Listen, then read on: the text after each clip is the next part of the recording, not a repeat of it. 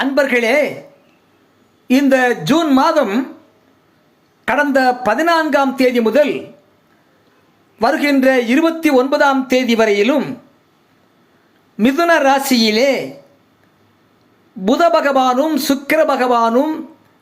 ஒன்றிணைந்து சஞ்சரிப்பதினாலே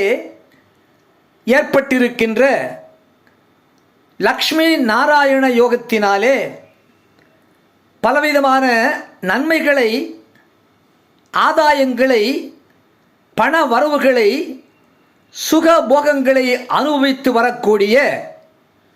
ரிஷபம், மிதுனம், சிம்மம், கன்னி, துலாம் மற்றும் கும்பம் ஆகிய